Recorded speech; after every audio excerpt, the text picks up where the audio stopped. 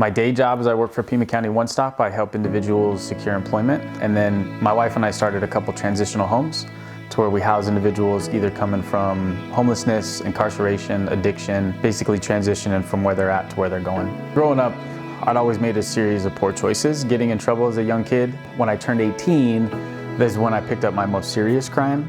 And then I did 4 years in prison on that.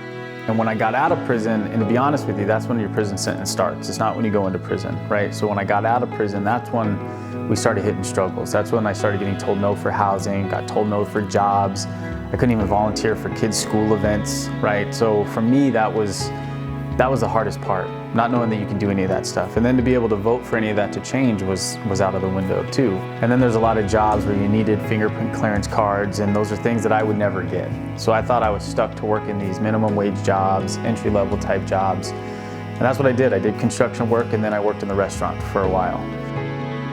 Then I started questioning why. Why can't I have my gun rights back? Why can't I have my voting rights back? Why can't I get my fingerprint clearance card? After asking those questions, I learned that you can get these things back. It's just people don't know that, or they're unfamiliar, so they tell you no. I ended up going down to the courthouse, submitting the motion myself. For me to ask those questions and to get those yeses, I started feeling really great about myself and started getting further in life. Then I kept hearing other people and say, oh, I can't because of my charges. Well, here's a process, here's what you can do, you know? And I would explain those processes to individuals. I'd walk them through it. Individuals that thought that they couldn't have a say-so are now getting their rights restored, getting their voting rights back. One of the reasons I wanted to give back to people is I wouldn't be where I'm at if it wasn't for people giving me an opportunity, right? I go around and I push second chances. Somebody gave me a second chance. Well, that's all you need. Sometimes that first chance.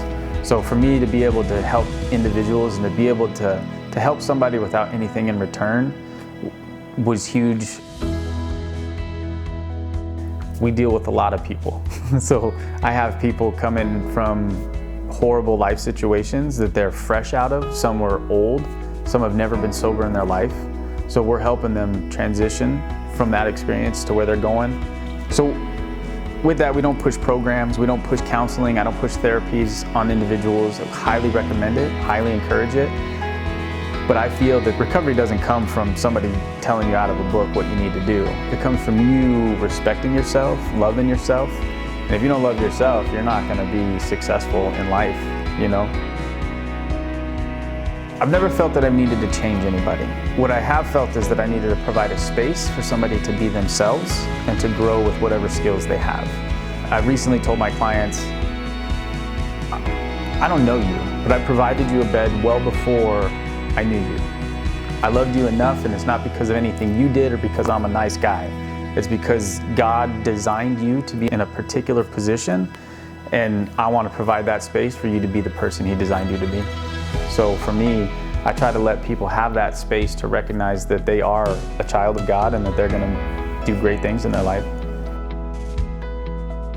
I definitely think that I went through what I went through to be in the position that I am in today for these clients, because I know what they've gone through, right?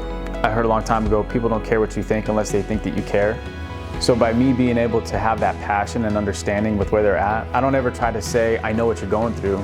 Because as similar as our stories may be, I don't know what you're going through. I know what I went through, and I know what it was like on my end, so I can try to ease the process for you, but I don't want to change anything for anybody. I don't want anybody to feel that I'm a crutch for them. I want to be able to teach them skills that they can go and use for the rest of their life. That's my goal.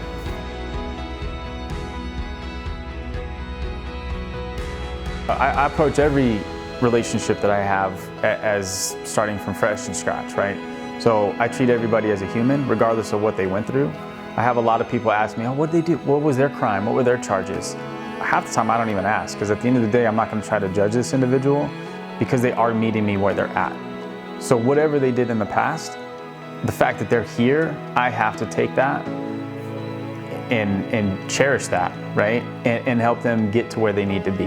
And that's the whole thing with my halfway houses.